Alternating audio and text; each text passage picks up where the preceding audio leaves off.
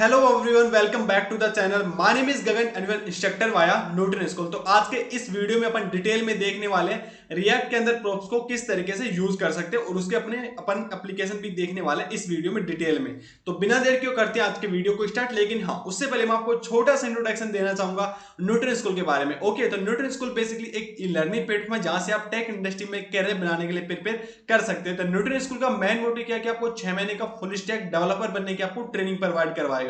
और जैसे ही आपकी ट्रेनिंग कंप्लीट हो जाती है तो न्यूटन स्कूल का 300 से ज्यादा टेक कंपनी के साथ नेटवर्क है जिसमें आपको गारंटेड प्लेसमेंट करवाया जाता है मिनिमम 5 लाख सिटीज के साथ। और जब आपका किसी भी टेक इंडस्ट्री में मिनिमम 5 लाख सिटीज के साथ प्लेसमेंट हो जाता है तभी आपको पे करना होता है, मतलब पहले प्लेसमेंट और उसके बाद पेमेंट। और बस गाइस, यही था न्यूटन स्कूल के बारे में छोटा सा इंट्रोडक्शन। और अब चलते हैं हमारे आज के वीडियो टॉपिक जिसमें अपन देखने वाले हैं किस तरीके से अपन प्रॉप्स को यूज कर सकते हैं हमारे रिएक्ट एप्लीकेशन में। ठीक है, तो मैं यहाँ पे क्या करने वाला हूँ, सबसे पहले मैं अपने VS कोड एडिटर में आता हूँ। तो मैंने यहाँ पे एक अलग सा एक अपना सबसे पहले एक ऐप तैयार कर रखा है। ऐप का मेरा बोलने का मतलब ये है कि जैसे अपन create react app command run करते हैं तो क्या होने वाला है, हमारे पास एक रिएक्ट हमें एक बोलेप्लेट कोड प्रोवाइड करवा देता है रिएक्ट एप्लीकेशन का। तो मैंने वो ही चीज यहाँ पे कर रखी है और इसके साथ साथ इसको इसका लोकल सर्वर पे डिप्लॉयमेंट भी स्टार्ट कर रखा है। यहाँ पर आप देख सकते हो मेरे को इस तरीके से मेरे को ऐप शो कर रहा है। यहाँ पर आप देख सकते हो मेरे को ऐप शो कर रहा है यहाँ पे। ओके, अब मैं यहाँ पे क्या करने वाला हूँ कि मैं आपको प्रॉप्स के बारे में बताने वाला हूँ। तो मैं वापस अपने VS कोड एडिटर में आता हूँ और एक बार यहाँ पे मैं क्या करता हूँ, जो मेरे app.js के अंदर जो भी कंटेंट है उसको रिमूव करता हूँ। उससे पहले मैं आपको एक एक्सटेंशन के बारे में बताता हूँ। ठीक है, अब मैं अगर मैं यहाँ पे RFC को टाइप करूंगा ना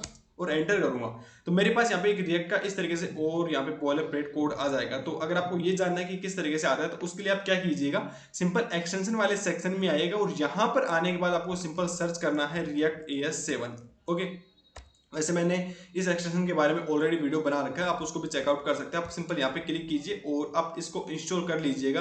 तो इससे क्या होने वाला है, आप रिएक्ट के अंदर फास्ट कोड कर सकते हो स्निपेट्स का यूज करते हुए। ओके, तो ये तो हो गया हमारी एक्सटेंशन के बारे में। अब अपन वापस से चलते हैं किसके, अपन प्रॉप्स की तरफ देखने वाले हैं ना, प्रॉप्स को देखने वाले हैं इस वीडियो में डिटेल में। तो मैं यहाँ पे क्या क्रिएट करता हूँ, अब आपको दो चीजें मैं आपको बता देता हूँ कि प्रॉप्स का क्या यूज होता है। प्रॉप्स का यूज अपन करते हैं एक कंपोनेंट से दूसरे कंपोनेंट के अंदर डेटा को भेजने के लिए। ठीक है, तो सिंपल इसका ये वाला लॉजिक है, एक कंपोनेंट से दूसरे कंपोनेंट के अंदर इसको भेजने वाला है। तो जिस कंपोनेंट से अपन डेटा को पास करने वाला है उसको अपन बोलने वाले पेरेंट कंपोनेंट, और जिस कंपोनेंट में उस डेटा को रिट्रीव करने वाला है उसको बोलने वाले चाइल्ड कंपोनेंट। ओके, तो ये हमारा ऐप कंपोनेंट जो हो गया, एक हमारा पेरेंट कंपोनेंट है। अब मैं यहाँ पे एक चाइल्ड कंपोनेंट क्रिएट करने वाला हूँ। ठीक है, तो वो मैं किस तरीके से क्रिएट करूंगा, तो यहाँ पे मैं सिंपल चाइल्ड.js फाइल एक क्रिएट करता हूँ इस तरीके से। और यहाँ पे मैं सिंपल टाइप करूंगा RFCE। तो यहाँ पे मैं जैसे ही टाइप करूंगा तो मेरे पास क्या हो जाएगा, एक रिएक्ट का बॉयलरप्लेट कोड आ जाएगा। अगर मैं इसको सेव करके और वापस यहाँ पे app.js के अंदर चलते हैं और सबसे पहले इसको इंपोर्ट करते हैं इसके अंदर। ठीक है, तो यहाँ पे सिंपल इंपोर्ट कर लेता हूँ चाइल्ड, इसको मैंने इंपोर्ट कर लिया और अब मैं इसके अंदर यहाँ पे इसको यूज कर लेता हूँ। ठीक है, तो यहाँ पे एक रिएक्ट का रिएक्ट फ्रेगमेंट यूज करके यहाँ पे सिंपल चाइल्ड को इस तरीके से। ओके, और अब मैं यहाँ पे पेज को सेव करता हूँ और वापस मैं चाइल्ड.js के अंदर चलता हूँ और यहाँ पर भी एक रिएक्ट फ्रेगमेंट का यूज करने वाले हैं। तो और यहाँ पे मैं एक H1 हेडिंग में यहाँ पे देने वाला हूँ। ठीक है, तो H1 हेडिंग के अंदर यहाँ पे मैं simple welcome to React. Okay, अब मैं ये करता हूँ इसको वेलकम टू रिएक्ट इस तरीके से। और अब मैं पेज को सेव करके वापस यहाँ पे चलते हैं कंसोल पे। तो यहाँ पर आप देख सकते हो मेरे को इस तरीके से शो कर रहा है। तो इसमें कोई मेरे ज्यादा कोई रॉकेट साइंस नहीं हुआ। ओके, अपन अब प्रॉप्स की तरफ चलने वाले हैं। अगर मान लीजिएगा कि मेरे को जो मेरा चाइल्ड वाला कंपोनेंट है मेरे को इसको 2-3 टाइम मेरे को app.js के अंदर यूज करना पड़ गया, तो उसके लिए मैं क्या करूंगा, सिंपल मैं इसको रिप्लिकेट कर लूंगा। ओके, अगर अब मान लीजिए आपने यहाँ पे इसको रिप्लिकेट तो कर लिया, अगर लेकिन आपको हर टाइम यहाँ पे आपको वेलकम टू रिएक्ट नहीं चाहिए। ठीक है, आप इसमें अपने खुद से यहाँ पे डायनेमिक चीजें करना चाहते हो तो उसको किस तरीके से कर पाओगे, तो उसी चीज को सोल्व करने के लिए हम यहाँ पे सिंपल प्रॉप्स का यूज करते हैं। ठीक है, तो वो किस तरीके से अपन प्रॉप्स का यूज करने वाले हैं, तो यहाँ पे क्या करेंगे, सिंपल हमारे पेरेंट कंपोनेंट से डेटा को पास कर रहे होंगे तो वो किस तरीके से करेंगे। तो अगर मान लीजिए अब मैं नेम को करता हूँ इस तरीके से नेम, और नेम के अंदर यहाँ पे सिंपल फर्स्ट टाइम आप यहाँ पे रिएक्ट करते हैं। ओके, रिएक्ट करते हैं और अब मैं यहाँ पे अभी के लिए इन दोनों कंपोनेंट को यहाँ पे कमेंट आउट करता हूँ।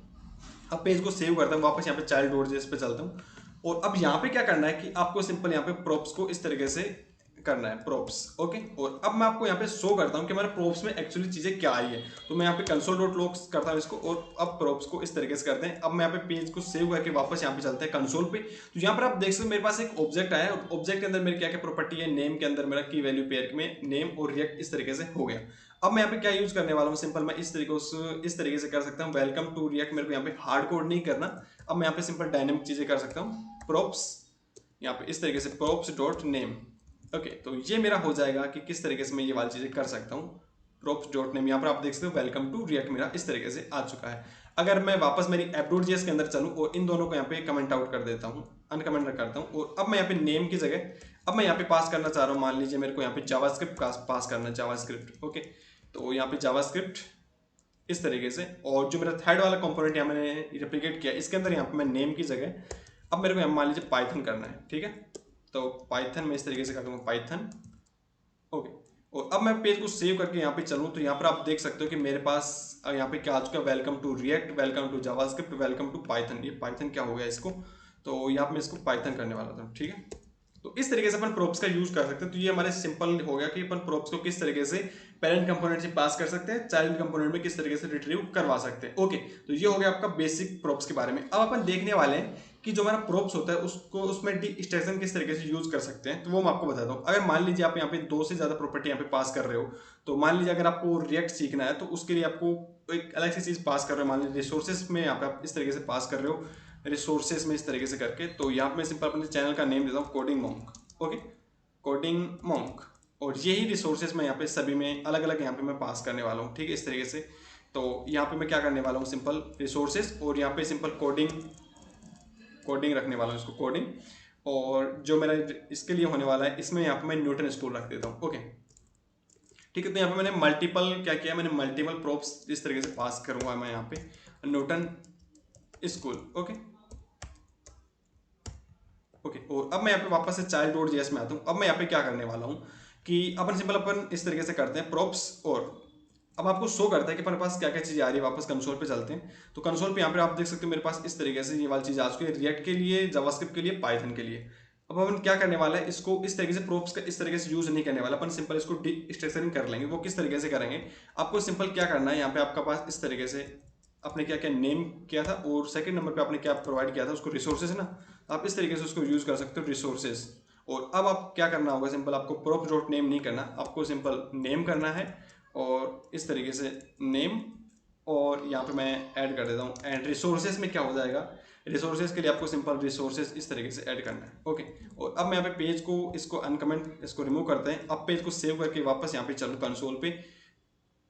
ओके, क्लियर करते हैं और वापस से रिफ्रेश करते हैं। तो यहाँ पर आप देख सकते हो welcome to React and coding monk, welcome to JavaScript and coding, welcome to Python and Newton School. तो ये हो गया अपन किस तरीके से अपन जो पेरेंट कंपोनेंट से मल्टीपल प्रोप्स पास कर रहे हैं उसको किस तरीके से डिस्ट्रक्शन कर सकते हैं इसका। ओके, तो ये हो गया हमारा सिंपल इसके बारे में, बेसिक चीज़ें के बारे में, बेसिक प्रोप्स के बारे में, किस तरीके से प्रोप्स को बना सकते हैं, किस तरीके से अपने डेटा को भेज सकते हैं। ओके, अब अपन बात करने वाले हैं चाइल्ड प्रोप्स, चिल्ड्रन प्रोप्स के बारे में। ओके, तो अपन किस तरीके से कर सकते हैं, तो मैं यहाँ पे वापस यहाँ पे आने वाला हूँ, यहाँ पे मेरा इसके अंदर, और अभी के लिए मैं इन सभी चीज़ों को यहाँ पे रिमूव करने वाला हूँ। ठीक है, तो यहाँ से मैं इसको रिमूव कर देता हूँ, इन तीनों चीज़ों को, और सिंपल मैं यहाँ पे वापस मैं खाली यहाँ पे चिल्ड्रन कंपोनेंट ही इस तरीके से यूज़ करना है। ठीक है, चिल्ड्रन कंपोनेंट, और जो मेरे app.js सॉरी मेरे जो चिल्ड्रन.js है इसके अंदर जो चीज़ें होने वाली है उसको भी मैं यहाँ पे अभी के लिए मैं वापस इसको प्रोप्स करता हूँ। आई होप आपको ये वाली चीज़ समझ आ गई जो मैंने अभी रिसेंटली बताई है। इसको प्रोप्स करता हूँ, प्रोप्स, और यहाँ पे H1 हेडिंग के अंदर इसी तरीके से इसको रखते हैं, welcome to props dot name. ठीक है, प्रोप्स डॉट नेम इस तरीके से रखते हैं, प्रोप्स डॉट नेम। वापस इसको अपन सिंपल लॉजिक की तरफ जाने वाले हैं। अब मैं यहाँ पे वापस app.js के अंदर आता हूँ, और अब मैं एक चिल्ड्रन प्रोप्स के बारे में देखने वाला है। तो चिल्ड्रन प्रोप्स की हेल्प से अपन क्या कर सकते हैं, जो हमारे रिएक्ट के कंपोनेंट है उसको कंपोजिशन कर रहे होते हैं। तो मैं यहाँ पे सिंपल इस तरीके से आपको पहले तो आपको इस तरीके से करना होगा, चिल्ड्रन चाइल्ड। ओके, अब मान लीजिए अगर मेरे को यहाँ पे कुछ कंपोनेंट यहाँ पे पास करना होगा, मान लीजिए मैं H1 हेडिंग मैं इस तरीके से पास कर रहा हूँ, हेलो गगन। ठीक है, हेलो गगन। ओके, ये मेरा इस तरीके से हो गया हेलो गगन। और अब मैं यहाँ पे नेम की जगह मैं यहाँ पे क्या पास करूँगा, नेम की जगह यहाँ पे सिंपल पास कर रहा हूँ रिएक्ट। ओके, अब मैं पेज को सेव करता हूँ और वापस यहाँ पे चलता हूँ। तो यहाँ पर आप देख सकते हैं मेरे को वेलकम टू रिएक्ट मेरे को इस तरीके से शो कर रहा है, लेकिन यहाँ पे मैं जो प्रोप्स चिल्ड्रन पास कर रहा हूँ ना, ये वाला मैं चीज़ पास कर रहा हूँ, ये भी मेरे पास यहाँ पे शो करनी चाहिए। तो उसके लिए मैं आपको क्या करना होगा, सिंपल इस तरीके से आपको प्रोप्स डॉट चिल्ड्रन करना है। ठीक है, तो अगर आप इस तरीके से करोगे प्रोप्स डॉट चिल्ड्रन, चिल्ड्रन। तो इससे क्या होगा कि वो चीज़ें भी आपके पास इस तरीके से शो करेगी। तो अगर मैं यहाँ पे आपको लेके चलूँ तो यहाँ पर आप देख सकते हो हेलो गगन। तो अपन सिंपल चिल्ड्रन प्रॉप्स की हेल्प से ये वाली चीज़ें इजीली कर सकते हैं, जो हमारे रिएक्ट की कंपोनेंट है उसका कंपोजिशन कर सकते हैं। ओके, तो ये हो गया हमारा थर्ड नंबर की चीज़ें। अब अपन ने अभी तक क्या क्या चीज़ें देखी, अपने बेसिक चीज़ें देखी है कि अपन किस तरीके से पेरेंट कंपोनेंट से चाइल्ड कंपोनेंट के अंदर डेटा भेज सकते हैं। तो आप मेरे को ये बताइएगा कि वीडियो को पॉज करके कि अपन ने यहाँ पे सिंपल ये वाली चीज़ें देख ली है, प्रॉप्स की हेल्प से पेरेंट कंपोनेंट से चाइल्ड कंपोनेंट में डेटा को भेज रहे हैं। क्या ऐसा हो सकता है कि अपन सिंपल चाइल्ड कंपोनेंट से पेरेंट कंपोनेंट के अंदर डेटा को भेज सकें? तो आप वीडियो को पॉज करके मेरे को बताइएगा और इसका कमेंट में आंसर जरूर कीजिएगा। उसके बाद मैं आपको बताने वाला हूं इसका सॉल्यूशन। लेकिन उससे पहले मैं आपको एक चीज और बता देता हूं कि जो हमारे प्रोप्स होते हैं ना वो ओनली रीड ओनली होते हैं, मतलब इम्यूटेबल होते हैं। ऐसा नहीं है कि आप इसको चेंज कर सकते हो। फॉर एग्जांपल के लिए अगर मैं यहाँ पे इस तरीके से करता हूँ, यहाँ पे जो मेरा प्रोप्स होने वाला है, प्रोप्स डॉट नेम को यहाँ पे मैं चेंज करने की कोशिश करता हूँ और वो मैंने वहाँ पे रिएक्ट पास किया था, और अगर यहाँ पे मैं जावा स्क्रिप्ट इसको कर देता हूँ इस तरीके से, तो अगर मैं यहाँ पे अब पेज को सेव करूँ तो यहाँ पर मैं कंसोल पे जाऊंगा ना तो मेरे को एरर देखने को मिलेगा। एरर में मेरे को क्या बोल रहा है कि यहाँ पर आप देख सकते हो can not assign to read only property name of object. ये हमारा होता है कि अपन जो हमारा प्रोप्स होता है वो ओनली रीड ओनली प्रॉपर्टी होता है, उसको अपन मतलब इम्यूटेबल होता है, अपन उसको चेंज नहीं कर सकते। ओके, तो ये भी आपको जरूर ध्यान रखना है। तो अपन वापस अपने क्वेश्चन पे आते हैं कि किस तरीके से अपन चाइल्ड कंपोनेंट से पेरेंट कंपोनेंट के अंदर डेटा को भेज सकते हैं। तो इसका सिंपल सा एक लॉजिक है, वो मैं आपको बताता हूँ। तो मैं यहाँ पे क्या करता हूँ, इसको पूरे कंप्लीट इसको रिमूव करते हैं। ओके, और वापस मैं यहाँ पे RFC टाइप करने वाला हूँ, RFC। ठीक है, RFC इस तरीके से। अब पेज को सेव किया और इसके अंदर यहाँ पे एक रिएक्ट फ्रेगमेंट का यूज करने वाला। ओके, ठीक है, इस तरीके से। अब मैं यहाँ पे क्या करता हूँ, इसको रिमूव नहीं करते पूरा, यहाँ पे इस तरीके से रखते हैं इसको। ये जो मैंने चिल्ड्रन प्रोप्स बनाया था उसको रिमूव करते हैं। ओके, अब अपन यहाँ पे क्या करेंगे, सिंपल एक चीज़ मैं आपको बता देता हूँ। इसी को भी यहाँ से रिमूव करते हैं, इसको ओनली क्लोजिंग टैग के साथ इस तरीके से रखते हैं। ओके, ठीक है।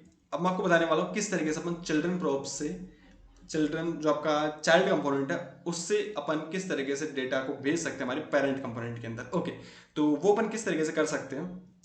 तो मान लीजिएगा कि मेरे को यहाँ पे क्या करना है कि मैं काउंटर बनाने वाला हूँ। ठीक है, मैं नेम को अपडेट करने वाला हूँ, कुछ भी नेम यहाँ पे इस तरीके से हो सकता है अपना। यहाँ पे मैं एक H1 हेडिंग क्रिएट करता हूँ, H1 हेडिंग, और इसके अंदर यहाँ पे सिंपल हेलो, और यहाँ पे मैं नेम इस तरीके से रखने वाला हूँ। ठीक है, नेम। और अब मैं इसको अपडेट करूंगा यूज स्टेट हुक की हेल्प से। तो मैं यहाँ पे, अगर आपको यूज स्टेट हुक के बारे में नहीं पता तो मैंने इस पे ऑलरेडी वीडियो बना रखा है, आप मेरे चैनल को चेकआउट कर सकते हैं, आपको वीडियो मिल जाएगा रिएक्ट हुक पे। तो मैं यहाँ पे सिंपल इसको इस तरीके से करता हूँ और यहाँ पे मैं इसको इंपोर्ट करने वाला हूँ यूज स्टेट हुक इस तरीके से। ओके, अब और इनिशियली जो इसकी वैल्यू रखने वाला है गगन रखते हैं, और मैं यहाँ पे सिंपल नेम इस तरीके से नेम, और जो मेरा सेकंड होने वाला है सेट नेम। ओके, अगर मैं अब पेज को सेव करूँ और वापस यहाँ पे चलूँ तो क्लियर करते हैं, तो यहाँ मेरे पास हेलो गगन शो कर रहा है। अब मैं यहाँ पे क्या चाहता हूँ कि मैं चाइल्ड कंपोनेंट से डेटा को भेज रहा हूँ, मतलब कि अगर मैं यहाँ पे चाइल्ड कंपोनेंट के अंदर एक बटन बनाऊँ उससे, मतलब कि मैं उससे अपडेट कर सकूँ मेरे पेरेंट कंपोनेंट के अंदर जो मेरा डेटा होने वाला है। ओके, वो किस तरीके से कर सकते हैं। तो आपको पता ही है कि अपन ने क्या किया था कि अपन प्रोप्स की हेल्प से डेटा को भेज रहे थे। तो अपन यहाँ पे प्रोप्स की हेल्प से अपन यहाँ पे क्या करेंगे, सेट नेम को यहाँ पे पास कर रहे होंगे। ओके, वो किस तरीके से करेंगे वो मैं आपको यहाँ पे बताने वाला हूँ। ठीक है, तो आपको सिंपल क्या करना है, तो यहाँ पे मैं क्या करूँगा, सिंपल यहाँ पे चेंज नेम करके एक मैं यहाँ पे फंक्शन क्रिएट करता हूँ और इसको एज एन ए प्रोप्स यहाँ पे मैं मेरे चाइल्ड कंपोनेंट के अंदर भेज रहा हूँ। ठीक है, और वहां से मेरे डेटा को मैं अपडेट करने वाला हूँ। ठीक है, तो मान लीजिए मैं नेम इस तरीके से करता हूँ नेम, और अब मैं यहाँ पे क्या करूँगा, सेट नेम।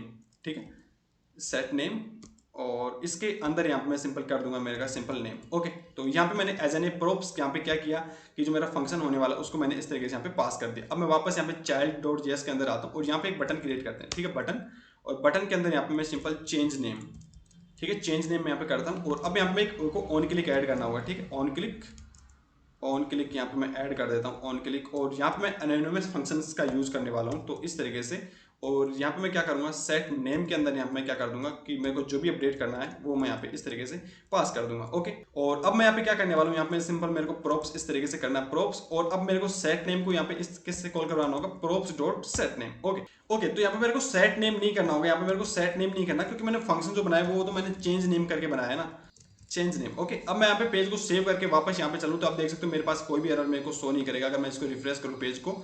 और अब मैं यहाँ पे चेंज नेम पे क्लिक करूंगा तो यहाँ पर आप देख सकते हो मेरे को मेरा जो नेम था हेलो रे वाला इस तरीके से अपडेट हो चुका है। तो ये हो गया हमारा किस तरीके से अपन क्या कर सकते हैं, हमारे चाइल्ड कंपोनेंट से पेरेंट कंपोनेंट के अंदर डेटा को पास कर सकते हैं। तो मैं सिंपल हमने यहाँ पे क्या किया है, एक यहाँ पे जो हमारा चेंज नेम फंक्शन होने वाला था ना, उसको एज एन ए प्रोप्स यहाँ पे पास किया है, और यहाँ पे सिंपल अपन प्रोप्स डॉट वो करके एनोनिमस फंक्शन का यूज करते हुए उस फंक्शन को अपने वापस यहाँ पे कॉल कर लिया।